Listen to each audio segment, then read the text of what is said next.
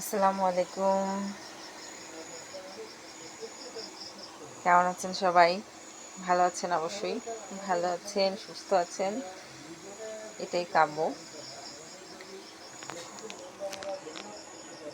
আসলে আমাদের সবার হাতের নাগালে একটি সহজ জিনিস আছে, সেটা হলো তেজপাতা। তাই তেজপাতা তেজপাতার কিন্তু অনেক অনেক অনেক গুণাগুণ।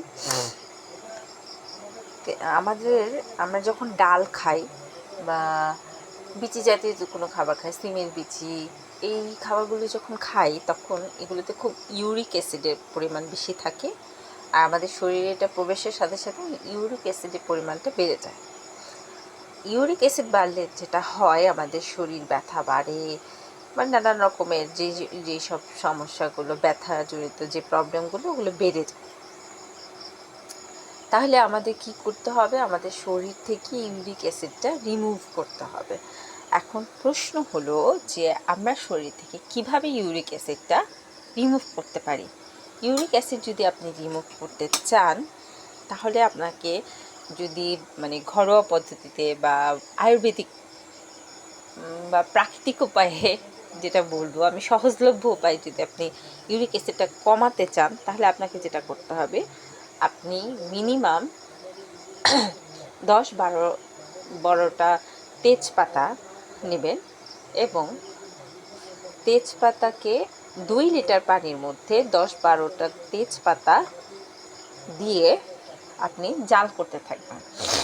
তারপর জাল করতে করতে করতে সেই 2 লিটার পানি যখন আস্তে আস্তে আস্তে আস্তে ঘন হয়ে শুকিয়ে গিয়ে আপনার প্রায় অনেক পরিমাণ কমে আসবে এবং যখন একটা ব্রাউন কালার ছাড়বে, হ্যাঁ, এই কালারটা কিন্তু সম্পূর্ণ, যে এটা কিন্তু আমি কোনো চা পাতা না, এটা কিন্তু একদমই চা পাতা না, কোনো চায়ের পাতা দেয়া হয়নি, কিন্তু কালারটা দেখেন চায়ের মতো চলে এসেছে, তাই না?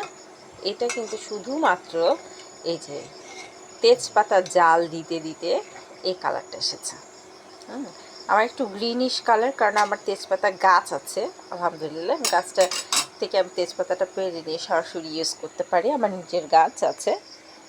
আমার মনে হয় গ্রামে সবার কাছে একটা গাছ থাকা উচিত। হ্যাঁ, এটা এখন আমি জ্বালাতে জ্বালাতে আরও পানি কমাবো, বা আমারটা অলরেডি অ্যাকচুয়ালি হয়ে গেছে, পানি আরও অনেক ছিল পাতিলে, তো পানিটা কমে কমে জাল দিতে দিতে এ পর্যন্ত এসেছে। এবং এইটা যখন আমরা খাবো, আমাদের শরীরে যে ইউরিক অ্যাসিডের পরিমাণ যদি বেড়ে থাকে, সেটা নিয়ন্ত্রণে চলে আসবে। ঠিক আছে? আর ইউরিক অ্যাসিড অবশ্যই শরীরের জন্য খুবই ক্ষতিকর। বিশেষ করে আমরা যখন মুসুরির ডাল খাই, তার উপর যে একটা ফেনা ওঠে, আমরা কিন্তু ওই ফেনাটা কী করি, অনেকে না, সবাই ফেলে দেয়। আর কিন্তু সবাইকে জানি যে এটা কেন ফেলে দেয়, কারণ এই যে ফেনাটা হয়, এই ফেনাটার মধ্যে অনেক বেশি পরিমাণে ইউরিক অ্যাসিড থাকে। এই ইউরিক অ্যাসিড আমরা যদি রিমুভ না করে ডালটা সহ, ওই ফেনাটা সহ যদি ডাল রান্না করে খান, তাহলে আপনার শরীরে ইউরিক অ্যাসিডের পরিমাণ বেড়ে যাবে, আপনার বিভিন্ন ধরনের প্রবলেম তখন সৃষ্টি হবে। এটা অ্যাকচুয়ালি বলা চলে যে একটা স্লো পয়জনের মতো, আর আস্তে আস্তে আপনি মনে করবেন যে বিষ খাচ্ছেন।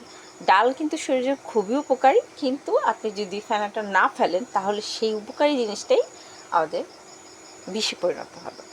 যাই হোক, ইউরিক অ্যাসিড যখন বেড়ে যাবে, অবশ্যই অবশ্যই বাসায় ট্রাই করে দেখবেন। তেজপাতা 2 লিটার পানির মধ্যে 10-12টা তেজপাতা নিয়ে 2 লিটার পানিকে জাল দিয়ে আপনি ঠিক এই রকম চায়ের কালার যখন আসবে, বা এর চেয়ে আরও যদি কমাতে পারেন, আরও জাল দিয়ে তারপর আপনি খেতে পারেন, তাহলে ইনশাল্লাহ সুস্থ থাকবেন। আল্লাহ হাফেজ।